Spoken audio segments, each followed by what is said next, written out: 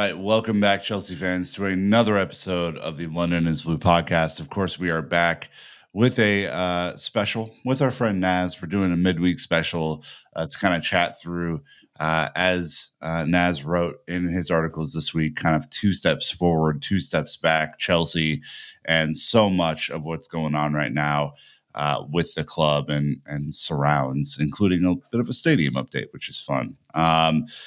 Quickly before we get started, of course, you guys know the admin stuff. 5-star reviews, critical to helping us get seen by new Chelsea fans, supporters, anyone who would like to listen to the podcast. If you can do that, that would be great. It takes 2 seconds on your phone. Of course, subscribe and hit the bell icon on YouTube so that you can see wonderful videos such as these. Jake and Brandon are putting a lot of work into that, so we want to reward them. Subscribe to the London is Blue Dispatch. Our email, it just went out as of recording on the 10th of April. Sam is doing an incredible job writing those. And then, of course, finally, just hang out with us. Discord is a wonderful place to do that. It's the only paid option that I'm listing here. So the rest of the options are free. But enough of my ramblings. You're going to get some match previews coming up this week and all sorts of good stuff. But first things first, Naz, how are we doing? What's happening? Yeah, I'm very good. Yeah, very good. Thanks. Yeah, it's been a busy week last week, and now it's a quiet week. So I think the players will feel the same. And I mean, the only problem was when we started up this pod, we had a bit of breaking news. So it was like I feel really bad, like I'm making you wait around while I'm faffing talking to people in the WhatsApp, in the back chats, in the Slack channel. So yeah, my apologies, my friend, but we're up and running and ready to go. Occupational hazards, I suppose. Mm-hmm. Occupational hazards. Look, let's talk about last week, because I mean, you really are looking at maybe a week that encapsulates Chelsea's season as much as anything else. It was batshit crazy, to be polite about it. You draw to Burnley, who were down to 10 men. You have an improbable win against United. It really came out of nowhere. That game had such little rhythm and rhyme to it. I have no idea what I watched after that. And then you draw to a hapless, helpless Sheffield United team. If you're Chelsea, 5 points out of a possible 9, but really looking at those fixtures, should have been 7 or more, especially when you consider that Burnley and Sheffield United are 19th and 20th in the table. So how do you sum that up? I mean, you watched it all live. What is going through your head as you're watching this insane kind of run of performances? Yeah, Nick. So it's kind of like twofold. So you kind of look at the results and the performances, and I think that sometimes when you sort of feel like the Chelsea Twitter reaction or whatever that we sort of talk about is kind of like so much dictated by results, and actually the results don't move Chelsea forward, but they don't move them back. So I feel like they're just still right in the race for Europe, but they haven't moved in a much stronger position, and they haven't moved in a worse position. I think they're there.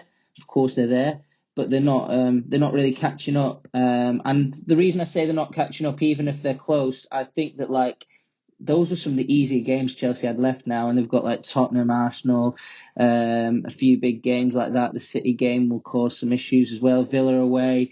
So there's some tough games left for Chelsea in that race now. So I feel like it was a bit of a missed opportunity, those sort of Burnley, Sheffield United, bottom of the table, second bottom of the table. You expect to beat those teams, especially when you consider Burnley went down to 10 men. Then the United result was probably a positive overall. Result positive, yeah.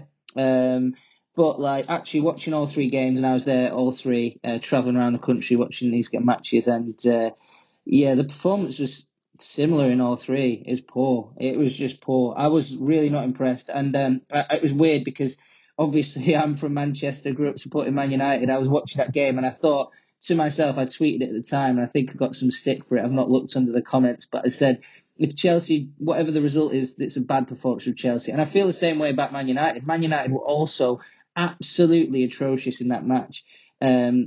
So I just feel like that one was a negative, even with it was amazing to say, because what a result to score 2 late goals, the latest 2 goals in Premier League history. Cole Palmer, a hero, Noni getting the penalty, brilliant drama and all that. But when you actually look at the performance, and I wrote in my piece, I was really positive about Chelsea. Well done, showing some resilience. Yeah, good. But actually, when you sit in the video room, when Pochettino sat there the next day, had his analysis up, there's so many plays, especially that second half. United were better in the second half and Chelsea were better in the first half, but it's not enough. You can't be good for 20 minutes and expect to get results. So performance-wise, all three were negative. And I'm sorry to be that negative person, but I mean, I've come on this pod quite a few times and tried to be an optimistic person, but after those three, I'm not very positive or optimistic. And unless they use this week brilliantly and dramatically improve things, then it's going to be hard to achieve stuff this season.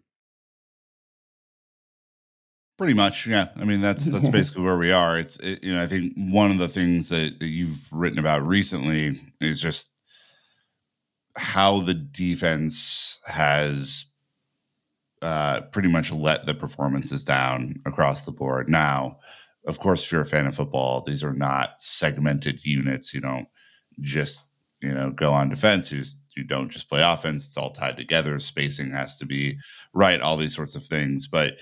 You recently, just reading some of the headlines here in your articles, you said Chelsea are very defensively poor. Forwards need to press better. Midfield is lightweight. Backline is too error prone.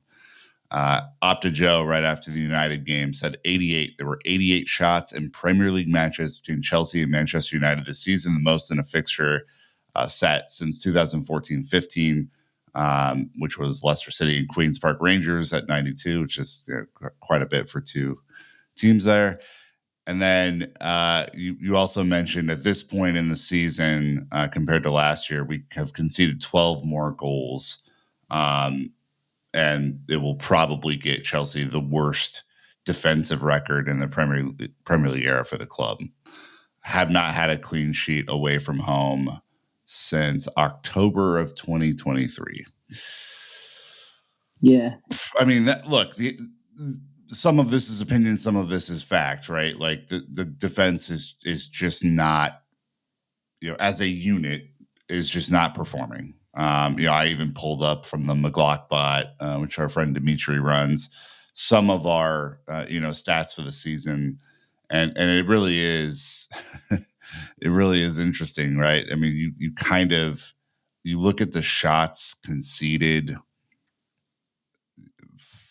14th, I think 14 a game.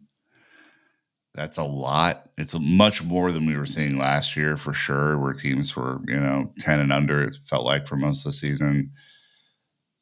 Just tough, man. And of course you're also committing a bunch of fouls as well and dumb set piece opportunities, stuff like that. So let's just talk about this, because I think your original point is correct that the unit is not defending well enough. But there have been some poor performances from the defenders as well that we should probably talk about. Yeah, I think progression is always about having your system. I think a lot of fans, when they watch football, they're like, we want to see the system, we want to see progression, we want to see us becoming more of a team. But actually what's happened is Chelsea have sort of unraveled this season in that sort of way. They've sort of started, and this is what Pochettino says, you sort of start where you're not really scoring, players are getting used to it, but we're actually keeping clean sheets. And now sort of the system has collapsed, but Cole Palmer keeps banging in goals and getting the odd assists, and maybe Noni does something. But that's what's kind of happening at the minute is Chelsea are in this place where the system just isn't working great. In my piece, I sort of said, the forwards are pressing really poorly. Jackson has good energy, but I don't know how smartly he's pressing. Cole Palmer, absolutely unbelievable on the ball, but there's a massive question mark over his pressing, I think, massive. And I think that you see that Pochettino gets frustrated with him on the touchline. Noni's not great at it either. Sterling's been taken out of the limelight. He's probably the best of everyone, but he's out of the limelight now and getting the chance away after being booed. And Mudryk also, that's a massive failing of his. He's so poor defensively. He's almost learning the game. And I think Noni's a bit in this category as well, but he's learning the game. in terms of the defensive side, almost from scratch, because Shakhtar never made him defend in any which way. They just said, sit on the halfway line, you counter attack, we'll soak it up. And that kind of works in that sort of system. But Chelsea are not playing a low block. They're playing a pressing system, high intensity football, Pochettino's DNA. We all know what it is. It's not delivering because they're not doing it. Then when teams bypass that press pretty easily, and keep in mind at Sheffield United, Chelsea won the ball once in Sheffield United's half. This is one of the worst technical teams in the Premier League. To win the ball once in their half is poor. And yes, maybe they're tired because of a busy week, but Sheffield United played on Thursday against Liverpool away. So, that they're probably quite tired too, and they have less depth than Chelsea, or should do in theory. Then they bypass the press anyway, and you get to the midfield. And Moises Caicedo is not the force he was at Brighton in terms of his physicality. He's supposed to be the guy who provides that. Then you've got Gallagher, who plays every week, who is good at pressing, but, he's just one guy in the whole system. And then you've got Enzo, who is physically really, really poor. He's basically Jorginho defensively. So you've got this player who, if a quick player runs at him, 9 times out of 10, he's in trouble. 9 times out of 10, because that's just not Enzo's game. He's good when he's on the ball, it's in front of him, but you've got to protect Enzo Fernandez. He needs a huge amount of protection, and the other two are not able to protect. And also, by the way, everyone in midfield is small. Everyone in attack is small or bad in the air. I mean, Jackson's good in the air, but he's tall, but he's bad in the air. So you've got that problem as well to deal with. Then you get to the defence, and at the minute everyone's underperforming. Yeah, there's been a lot of injuries there. I get that. Even the guys who are playing, they've just come back from injury. We saw that Gusto had to be pulled because he was tired. He was just rested against Sheffield United, but he was pulled. And Badiashile also pulled because he was tired after playing a couple of games. But yeah, there's just no balance, no system that's balanced. They kind of played this hybrid back three against Sheffield United, but against Man United it was a back four. Neither system works. So you're just looking at it and you're thinking, God, it's kind of everything really. It's player profile, it's systems, it's the injuries, it's all these issues are undermining Chelsea. And now we're at a point in the season where you just feel like it's too late to fix it. And the defensive record, it's there's no doubt this is going to be the worst defensive season in Chelsea's Premier League history. So since 1992, this will be the most goals shipped in a season. So even though there might be a bit of progress in some ways in terms of Chelsea have the same points total now as they did last season with 8 games left to play, but defensively it's really not going well. And usually when your defense isn't going well, then it's hard to be consistent. It's hard to pick up points, and that's where I've lost a bit of faith in the Premier League, because I just think the Premier League's always about consistency, and Chelsea just don't have it because they don't have that core system, that core solidity. They're just not solid. And Pochettino keeps saying this thing as well, they can't compete. And that's really frustrating to hear as a fan, because you think even if you play as a casual footballer, you expect to compete, right? And Chelsea go up against Burnley and Sheffield United and they don't want to compete. They go up against Man United, they're like, oh, it's a big club, this is on TV, let's give it a go, let's get in their faces. It's so aggressive against Man United. People are kicking off with Mason Mount just because he used to play for the club, even though they used to play with him. And now they play against Sheffield United, and you go get up against Arblaster and Hamer, and you're like, well, just let them have the ball, let them pick us off. It's just it's staggering, that mentality issue. There's the mentality issue, there's a tactical issue, there's all kinds of issues, and it does worry me a little bit for this season. And then what do you do in the summer? What do you do next season if you've performed so poorly? It's interesting. I don't have the answers, but that's what I'm witnessing when I go to these games. Let's just, and there's a lot to dissect there. Let's just take the defensive players as kind of the pull out of that really quick.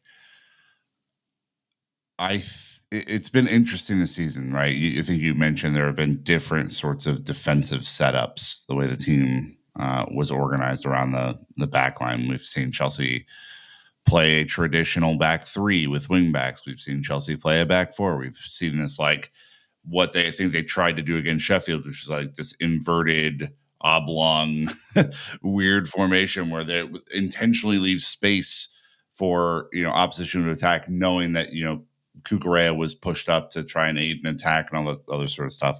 This is one of the many issues I have with the way that we're set up this year, which is you have a group of young and oftentimes underperforming players in defense who take a lot of risks because I think they're asked to express themselves. We've seen multiple interviews where Poch talks about footballing philosophy, not just defensive philosophy, but footballing philosophy, where he expects his players to think independently and to take risks and to feel the game. I think is one of the things that he has said in the past, right?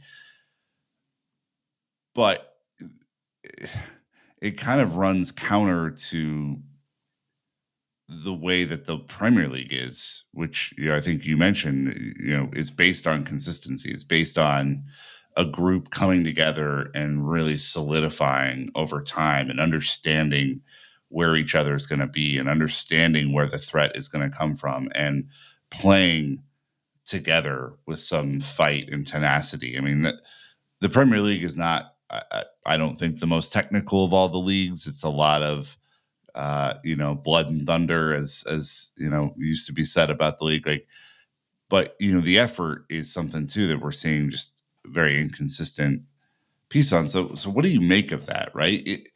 Is it the defensive structure? Is it the personnel? Is it the way they're being asked to play, or is it a lack of motivation? I guess.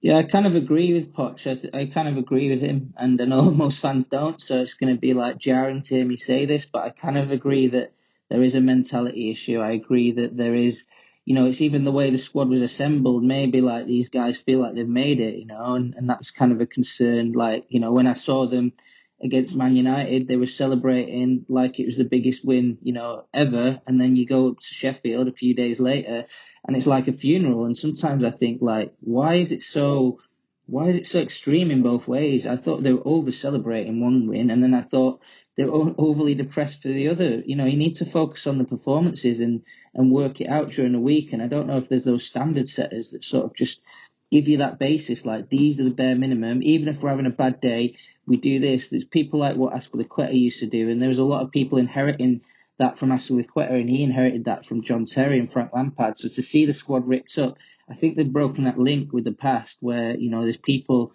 giving these messages across the board. And now, Reece James and Conor Gallagher, they've probably had a bit of that. But they've not got the authority really to stamp it down. And Gallagher probably is on his way out if certain things happen. So it's kind of like, why should we listen to them sort of thing? You've ended up with a lack of leadership and characters is a real flaw.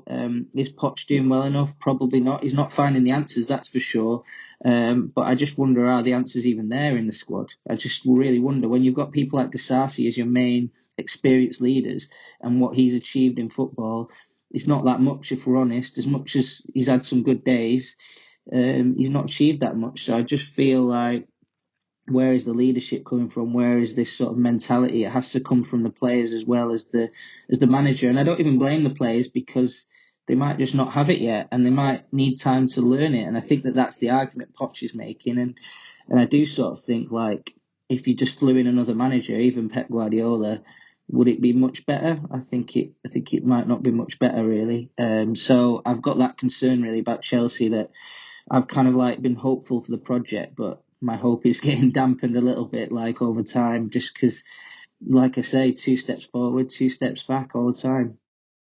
All right, well, we're going to take a quick ad break and we will be right back to discuss more of the project and where it's going this season. So thanks to the sponsors, and we'll be right back. All right, let's just continue this conversation, right? I mean, you mentioned Poch's quotes earlier. He said after the Sheffield United game at 52 years old, you identify really quick whether the team is ready to compete or not. Maybe this group is not mature enough to compete in games every 3 days. And that is a really important statement because Chelsea have been chasing Europe, and Europe essentially means that you're playing every 3 days for most of the season right now. It's like, this is just the way the maths. I think it's odd because I have not heard him say things like that very often this season. I think he's been very protective of the players and of the the way that he's setting things up and stuff like that. Haven't heard a ton of personal accountability from him either on what is going on, and I think that is incredibly frustrating for people, as well as they're trying to form a relationship with this guy, which I think he's admitted has been really, really tough. What do you make of that whole thing? Just the quotes and kind of where we are right now, because to me it's kind of like lame. Yeah. It's a lame excuse. I think that he said negative things this season a few times before, like after the Newcastle game. I remember when Chelsea got beat 4-1, he sort of hammered his players, and there's a bit one of it more recently where he was a bit negative as well. But yeah, I think he usually does it to get a reaction out of the players because he's sort of got faith in them that are going to turn it around, that it's going to come together. That's the sort of thing that I get. It's like sometimes you hammer people to get a reaction, and you hope that the next game that it works. But this, yeah, you're right. This one was really interesting because I think the tone was a bit different. I think it was a little bit defeatist. And I was in the sort of changing room area after the game, waiting for interviews. Didn't get one, by the way, but it was just so negative. And I think that there's this sort of sense now that like this is what we've got. This is Chelsea. We might get Europe, but we're not going to be a strong team. We're gonna struggle or limp over the line, barely scrape in. And I feel like that's Chelsea are hoping that they can scrape in Europe. I can't see like this sort of surge and dominance, and it suddenly clicks. I think it's almost like gone for this season. Like the sort of I felt like a mentality shift's happening. Like that people are questioning themselves here, and Poch is questioning things, and things like that. So it's almost like a message. I think it's a message to you, the fans. I think it's a message to you, and then a little bit to his bosses as well, where it's like, look, these are the tools I've been dealt with. This is the hand I've been dealt with. Like, trust me. Like, I know I'm 52 years old. I've coached PSG, Tottenham, whatever else clubs, and like, you need to trust that, like, that we just don't have enough right now. And this is what it is. This is what we've got. This is the mentality of players. This is the injuries. This is the fitness of the players who are playing. This is their experience, lack of experience at times. That maybe the profile of the players as well. Like they're just not that aggressive fighting bunch. There's not an Antonio Rudiger in the group who wants to absolutely destroy someone on the pitch. There's not that. So I think that his message is like, try and believe me. Believe me, this is what it is. This is what Chelsea is. And I think that a lot of fans want to believe that these guys can deliver more and will deliver more, but like Poch is telling you maybe a bit that like this is what it is for this season. This is what it's got to be, and like please have faith in me. I do think Poch wants to fight and keep the group together and be part of Chelsea, but I think he also wants fans to understand that this is what it is. Like this is what I've got, and this is why we're underperforming. So it's up to fans, and it's up to I guess the board and the owners to sort of take that on, to listen to that. But it takes a lot to swallow that the last 2 years have been wasted, basically, because what he's saying is you've wasted the last 2 years because the squad aren't right. It's not in a good place. And to spend that much and not be in a good place is bad. Let's look at just I think people like to compare this year to last year, right? And I think it's a fair comparison because both of them been I think pretty dramatic underperforms compared to where we're used to kind of seeing this team. You wrote, and I have some stats to back this up. Chelsea had 5 more points after 30 matches than last season. Obviously, we mentioned the defensive record, much worse. Goal scoring record is much better. So I think that's where the 5 points are coming from. I did look on McGlockbot again, and I'm only comparing 30 games to the full 38 of last season. So, really to do an apples to apples, I'd have to do this after the season's over on May 19th. But just to give us a sense of like where this team is maybe better, where it's worse. From a scoring perspective, this team in attack, the rating given on the spider chart here is an 88 compared to a 67 last year. Overall performance is lower than last season. Possession is right about the same. Counterattacking more last season than this season. It's obviously a ball dominant team for the most part. About the same in box efficiency, about the same in set pieces, about the same in pressing, surprisingly. Uh, much worse in duels, much worse in defense. So you have some positives, I suppose.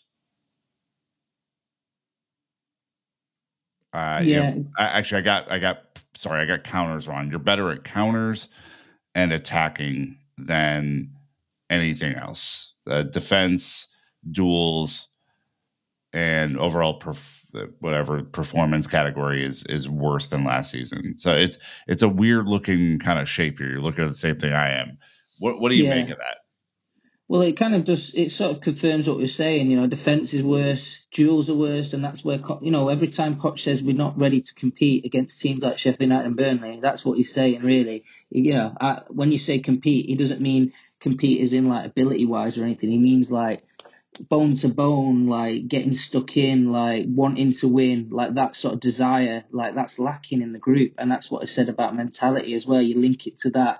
So that's what I think is an issue there. But yeah, have Chelsea progressed on last season, as you can see from this graph, and just sensing it, maybe the slightest little bit, but not enough to satisfy anyone's desires really at Chelsea. It's really disappointing. And have they progressed because of Pochettino? For me, actually, and this is where I will be a bit negative, I don't think they have. I think that Graham Potter had worse situations to deal with than Poch. So, you're talking about the 42-man squad that will have impacted this graph last season. Like, that was probably the worst squad setup in Premier League history, right up there. Like last season, it was an absolute disaster. Okay, Potter probably also had some of Thomas Tuchel's Champions League winners, so that was good for him a little bit, and that's Poch's argument. But I'd much rather have Poch's smaller squad, a bit more of a unit. He's had that chance to build. So yeah, I'd say like any slight improvements is probably just because it's slightly less chaotic than last season in the squad, but it's still so many issues to sort. It's so far off it, and it's so disappointing. So yeah, I can kind of see the season fading out, and it is disappointing. And you just hope that I'm hoping that I'm wrong and that something comes together, but I see absolutely no evidence on the basis of the last week or even the Leicester win, which has got Chelsea to a semi-final that is coming together.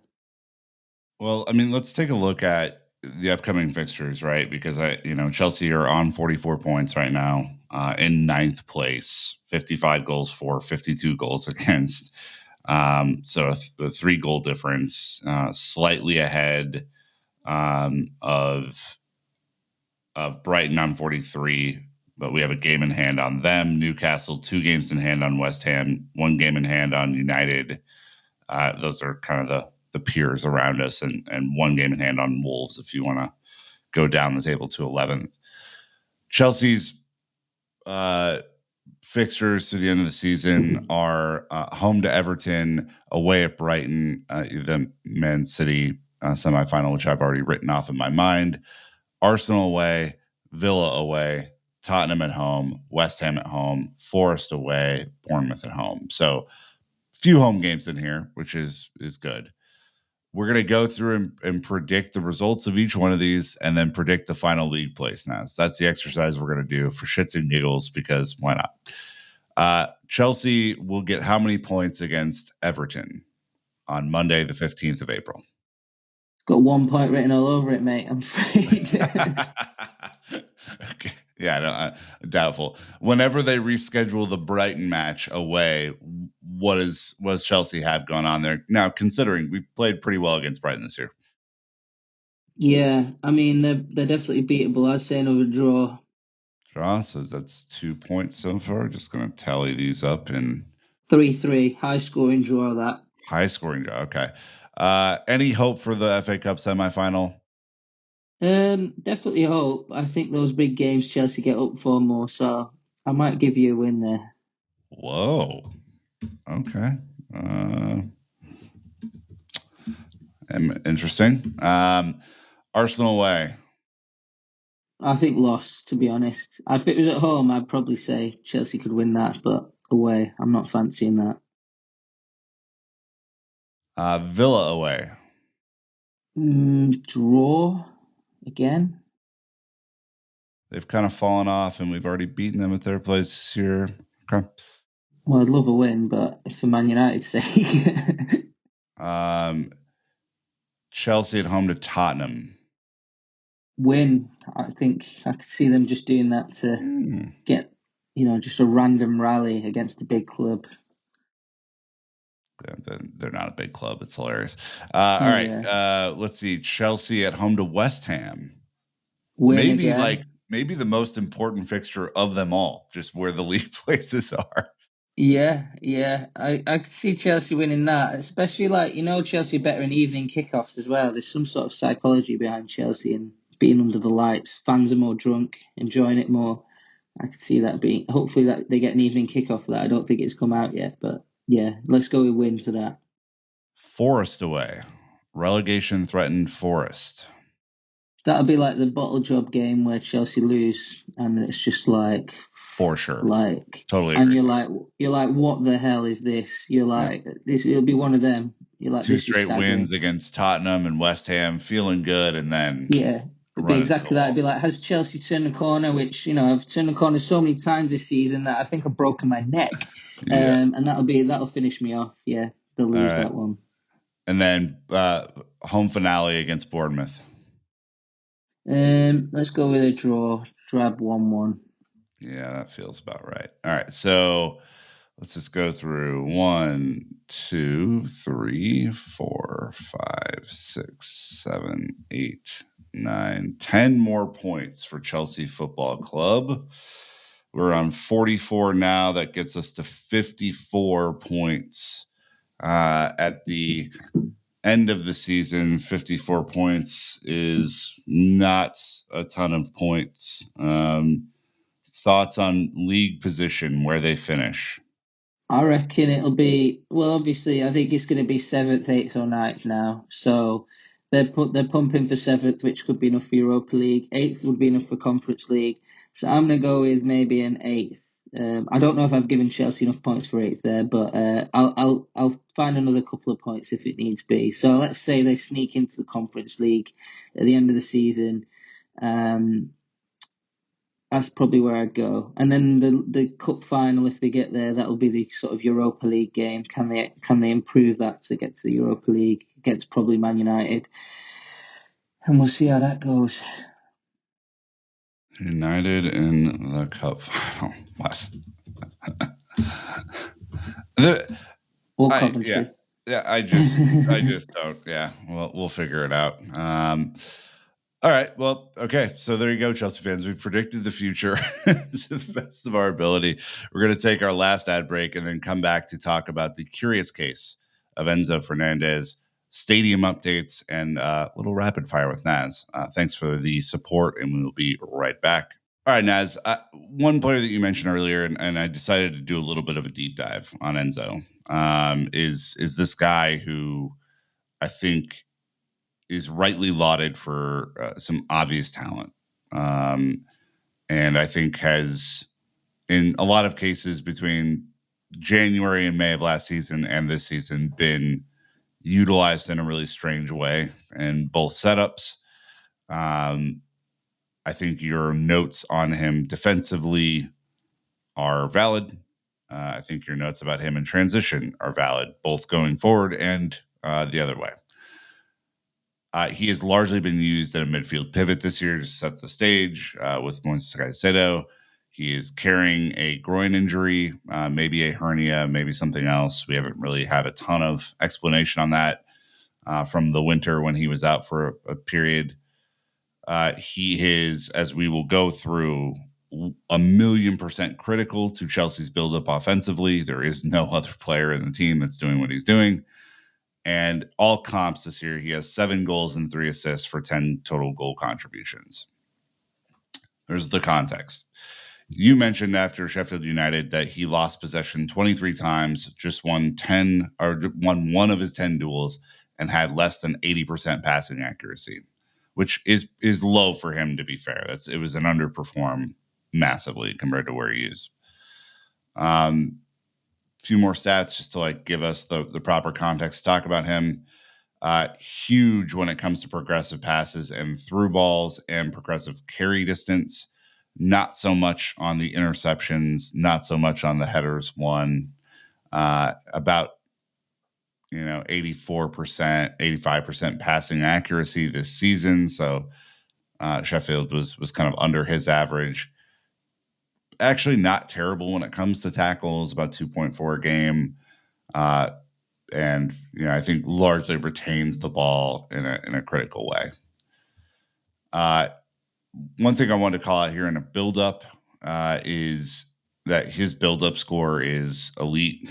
The way that he helps move the attack forward is elite, both when it comes to through balls, switches, touches in the midfield third, carries into the final third, passes into the final third, progressive passes, and progressive carry distance. So all of that is really, really good. Thoughts on Enzo? I mean, this is a guy, just to like give you the momentum here. The numbers say critical. The performances don't always say that. And I'm curious if he has been used properly in either setup last year or this year. Yeah, I just think like this because the setup's all like collapsing. Really, it's not like we were sort of talking earlier. Like I just think he's exposed, and it's making him look worse, and it's making him cost the team in moments. And there's actions he's carrying out to help the team, which I totally admire him for.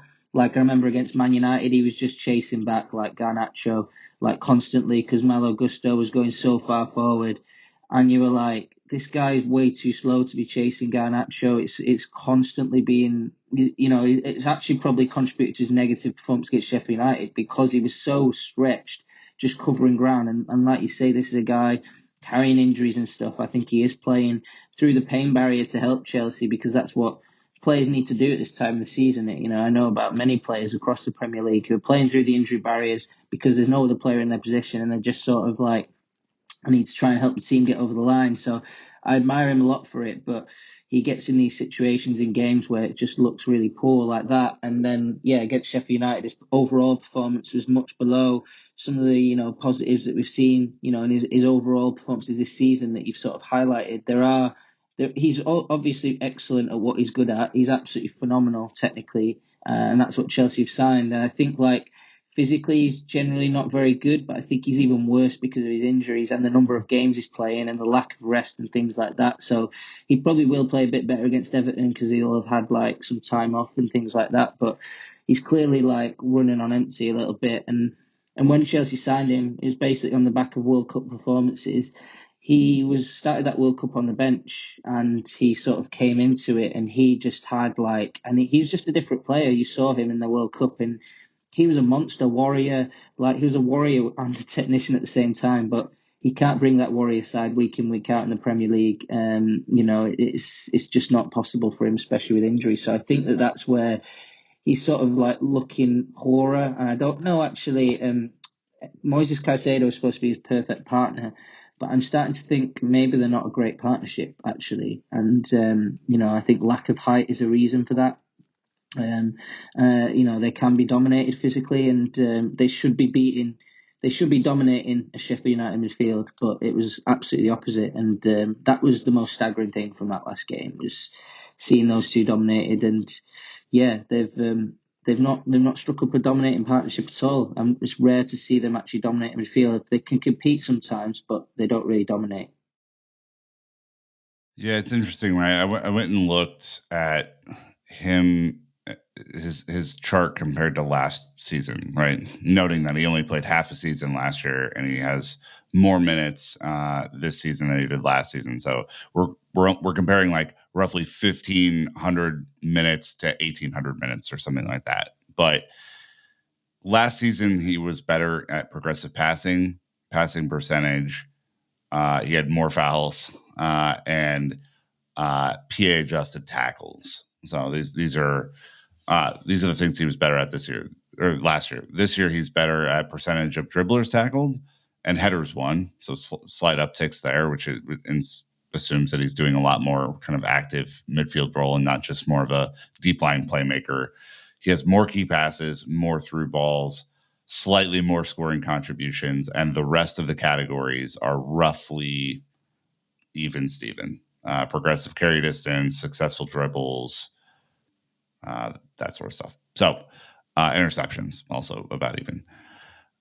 So it seems to me as if he's gotten more active, but maybe that's come at the detriment of his kind of playmaking ability. And I guess I'm teeing that discussion up because I've seen a lot of smart people and even myself, who I wouldn't consider like the smartest tactician in the world, kind of wonder whether him and Caicedo are truly eights and not sixes, and whether they would benefit from that sort of prototypical CDM behind them, who is there to clean up the messes. Your Modic, for example, or someone like that, to advance them up the field, to give them the ball in more dangerous areas. Again, that's another midfielder that we don't have, and that's certainly not Conor Gallagher, who I think is just a physical freak and doing a lot of really hard work for the team. Yeah, yeah. But these are the questions that I have, because the best part, you want to maximize the best parts of him and minimize the worst parts, right? Like any good manager would note that, Well, and it's almost as if let's yeah, not forget that Poch has tried both him and Gallagher as number 10s, and Gallagher's now winning that sort of number 10 battle. They're sort of thinking, it's better to have a tempo setter technician in midfield and stuff like that. Gallagher's probably got more goal threat at the minute. And then hopefully you want him to win the ball higher up the field, which he didn't do against Sheffield United, which he wasn't very effective at. But that's kind of what Poch's calculation is. But it's not great either way, because neither player is scoring enough goals to be that sort of one you push up. And if Enzo becomes an 8, he'll probably be the one that's most advanced as well. So he needs to start adding goals to his game. And I know you put up his stats there, and they were pretty good, sort of 7 goals and 3 assists. But when we take out penalties, it drops down a lot. And he's had one of the highest XGs when he was playing as a number 10. A lot of the chances that Chelsea were having were falling to Enzo Fernandez, and he was wasting them. His confidence was very low in front of goal. So that could be a great solution if he can build back his confidence. But at the minute, without confidence, without fitness, in front of goal, he has confidence, but not in front of goal. I feel like that is an issue for him for some reason in open play, and he's got it.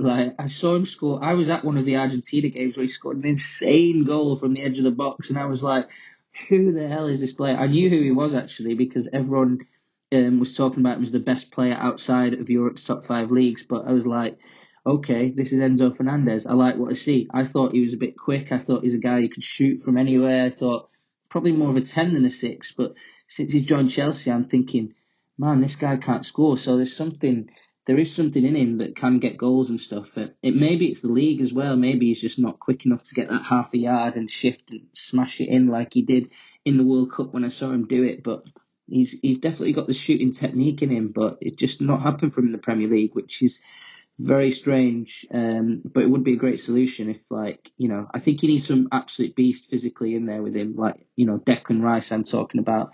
Caicedo is a beast, but he's small. But he's a beast in terms of other attributes, but a bit small, and that's a bit of a negative from the midfield balance.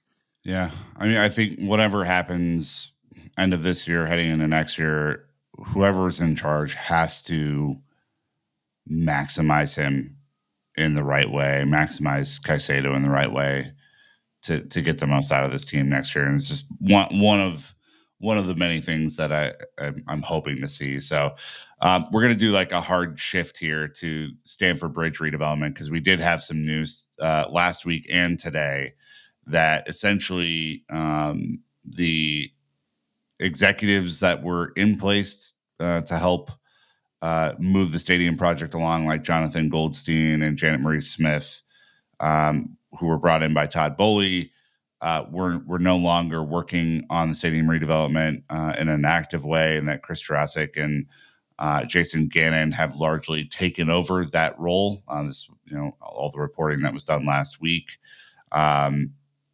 Basically, the CEO and COO are in charge of the stadium project now, which is really interesting. And as of today, as of this morning, the long-awaited decision on the Stoll site that's right next to Stamford Bridge has gone through in Chelsea's favor, with Jason Gannon saying that we are delighted to increase our footprint at Stamford Bridge and take a significant step towards ensuring the long-term financial sustainability of the club.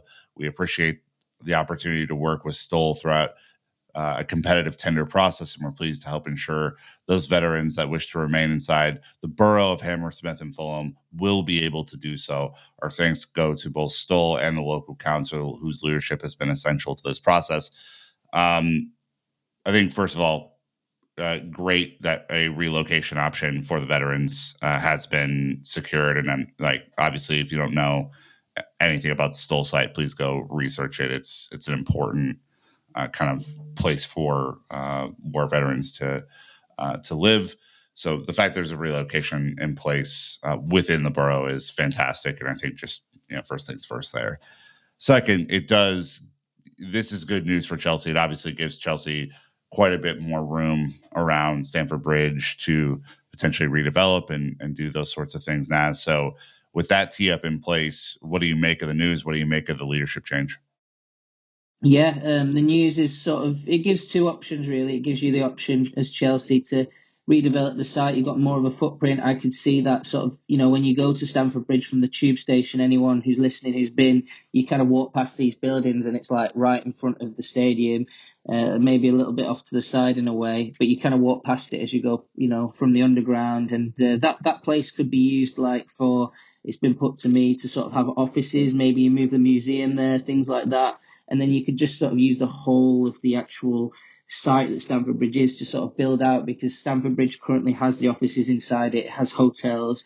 It has all sorts of other, facilities. There's a gym and things like that. So you just strip all that out, and then you just have a stadium plus everything else in this site where these sort of old mansions are, where the veterans used to live. So that's like one option, I think, where the stadium redevelopment is. And Chelsea, when they bought this site, they just thought, this is a unique opportunity. It's on the market anyway. Like, we're trying to build a stadium again, right? Rebuild it. We have to buy it. We don't know what we're doing with it, but we're just going to buy it because, we just have to. It's a massive opportunity for Chelsea. Like, if somebody else bought it, it would have been, a big loss. So it's quite a good victory in that way. And there were 17 other bidders as well for this site. So I could imagine some of the bidders were like, we'll buy it and we'll sell it back to Chelsea anyway, and we'll get them desperate for it, things like that. So it was quite good Chelsea got hold of it. Of course, that's money that's been spent. So, Chelsea are spending money. Sometimes that worries people because it might take stuff out of the squad, but the stadium's bigger than the football really issues. This is like a legacy defining thing for the ownership. They have to get this right. The other thing is, even if they sell the stadium site and move to another location, maybe it's worth more money because they've got more space. So if they sell it, some property developer might buy it, turn it into something, and Chelsea can still have a benefit from it. So even though they've spent money, they can make that back in the future, maybe make a profit. So those are two positives from Chelsea in terms of I do think it's good for the redevelopment, which a lot of fans want, but I don't think it means they definitely will redevelop it because they can still sell everything and then move somewhere else, which is also potentially lucrative option for Chelsea because that land in London where Chelsea plays football, I'm talking Tottenham, Arsenal, West Ham, Chelsea play in the richest part of London. I can tell you that. These guys stay there. They know what it's like there. It's cool, but it's expensive, that area. If you want to live there, it's expensive. So, selling that land is still very much a possibility, which is least popular with Chelsea fans, but it could be a good outcome and they might convince the fans. Now, the leadership change as well. So the statement that Nick just read out, that was by Jason Gannon. He's like a new COO who joined, I think, in October.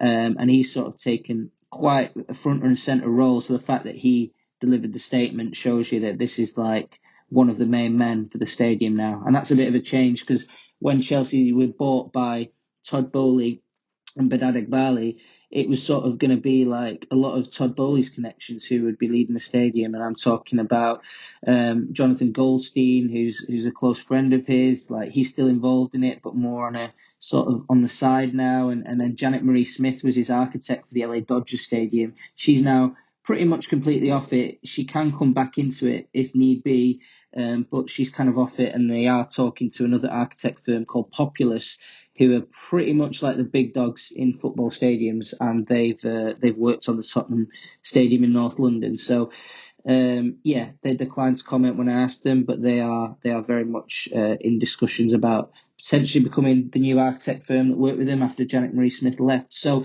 that's kind of the state of play. It's probably, and I don't think I'm out of sort of step saying this, but I'd say it's a little bit behind schedule, the stadium. So I think we probably would have expected it to be presented to fans with designs and things like that. But the change of leadership are just exploring every option. This is the biggest thing, like I said earlier, that is happening at Chelsea. This is bigger than the football in a way, because this will define like what happens. And when Chelsea do move, it's going to be hard. There's going to be loads of problems caused. Whatever they choose to do, it's going to be tricky. So like getting this right is massive, and the money we're talking about involved in this far outstrips any transfer. So yeah, this is huge. They have to get it right. Chelsea need to improve that stadium. I love Stamford Bridge. I think it's a gorgeous stadium, but it's not one of the best in the world, is it? So yeah, Chelsea want to be up there with one of the best teams in the world, with one of the best stadiums. And if you have a good stadium, you make more money as well, and you can spend more on transfers in the long run. So that's kind of the long and short of it. But yeah, the leadership change is a big thing, and then buying this sort of space adjacent to Stamford Bridge is also another big development that's happened pretty much just as we started this pod. What are the odds that Chelsea stay at Stamford Bridge as of today? I think they're pretty high, because I've had a look around on websites and stuff, and there's nowhere available to buy to build a stadium. So I don't think it's off the table, the other option, but I think staying at Stamford Bridge is high. And if you stay at Stamford Bridge, it causes you another problem. Where do you play while you're redeveloping that? And that's going to be another big story to come.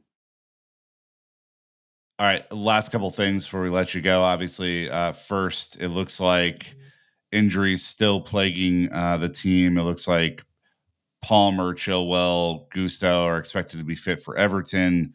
Colwell, who's been out for a couple of months now, may be getting close, but Reece James, Christopher Nkunku, Lavia, I have no idea about Leslie Ugochukwu or Sanchez. Like, where are we at here with injuries, Naz?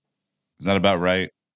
Yeah, you're right. Yeah, I think Colwell's close. So I mean, if he doesn't play again, if he's not in the squad for Man City, I'd be very surprised. I'd expect him to be at least in the squad for Everton, actually.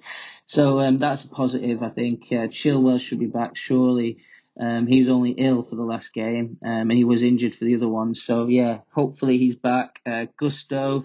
Yeah, fine, no problem there. Just rested. Sanchez should be fine.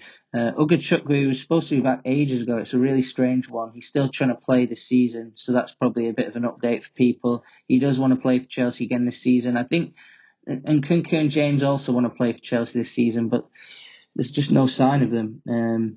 Poch says it's a week by week thing, so they have to prove themselves that they're fit enough. And there's a real fear that they're going to hurt themselves again. So it's like maximum with those two, like maximum caution is being taken. And Ogochukwu is similar, but they had hoped he'd be back ages ago, and it's been really slow for him. So yeah, all those guys I hope will play again. Lavia obviously out for the season, which is a shame. Hopefully he can get back and play some minutes next year. But yeah, a lost season for him.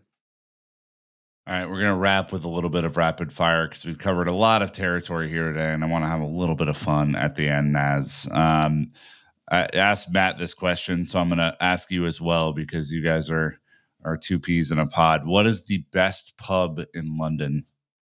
I need to find out what Matt said, but for me, I took you guys to one of the best ones, Prospect of Whitby. I picked out three, and I'm going to narrow it down to one. But that's in Wapping, old school, on the river. Like it was like a bootleggers pub. It's really cool, as you guys have seen, and you should see it in summer. It's unbelievable. So I used to live near there. That is a great pub, and all my pubs are in East London. So there's the Sun Tavern in Bethnal Green, which I absolutely love. That's more of a modern style place with music and stuff. It's really cool. I just love Bethnal Green as well. And then the number one place is like this old World War II pub that I know. They still have all the like World War II sort of, like the cash machine is still from that era. It's like really old, and it's in Mile End Park. It's called the Palm Tree. And basically in World War II, that whole area got bombed absolutely really heavily by the Germans, but this pub survived, and this pub was like really important for the local community, and it's still standing, and it's sort of like run through the family generation, still running it, and it's absolutely beautiful, and it's a good vibe, like really good vibe. So yeah, it's like this old London pub, and it's got great history, war history, London history. It's still old, but it's actually a good vibe as well. So the Palm Tree wins for me. I would like to see you there sometime. Hell yeah. Next time we're over. Uh, Best match you've attended in your life. Well, it's easy, this one, because I went to the World Cup final, which was a dream of mine, and it also was one of the greatest games I've ever seen. Yeah. Argentina versus France. I was like actually very emotional watching it because it was a dream, and it was such a beautiful game, and the Messi storyline was good. I was supporting Argentina as well, so it was a good outcome for me. So yeah, it was a great game, that. But yeah, there's been some other good ones. I know there's been some good Chelsea ones, but that one just pips it for me. If you could have one beer for the rest of your life, what beer is it? I was choosing between. I thought I should do a London one because it's London is blue, but the beer I was going to choose was a red beer, Yakima Red. So I thought maybe don't choose that, especially with Arsenal still to come. So delete that choice. I'm going to do the Irish stout called Beamish. It's from the south side of Ireland, Cork. I love a stout, and it's just a classic. I'd say slightly pips a Guinness on Irish soil. So Oh, okay. yeah, I love it. Try it out if you ever get to Ireland.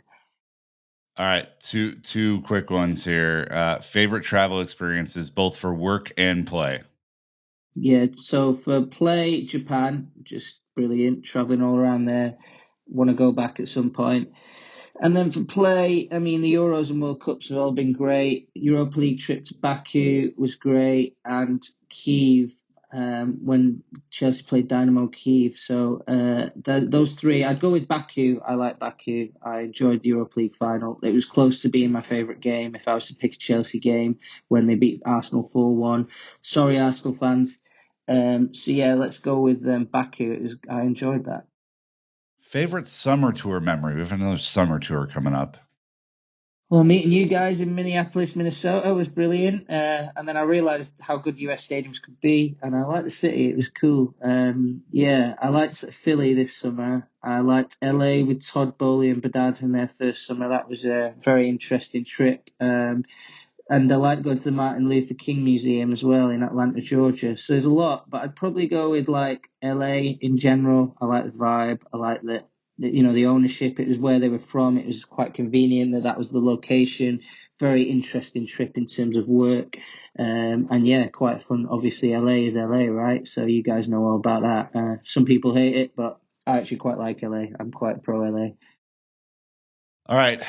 Who wins Euro 2024? Final question. England, come on, England! It's England. time finally. Oh, okay. You I'm one of got those. both. Yes, I'm one of those idiots who says England, but I'm going to stick with it. You heard it from Naz first. Football is coming home at the end of June, July, whenever that is. So, look, Naz, we covered a lot today, man. Appreciate the time. We will obviously get this up in due course. And look, Chelsea fans, be back. We have match previews coming up. We are ready to rock and roll through a pretty chaotic month of April. So, until next time, you know what to do. Keep the blue flag flying high.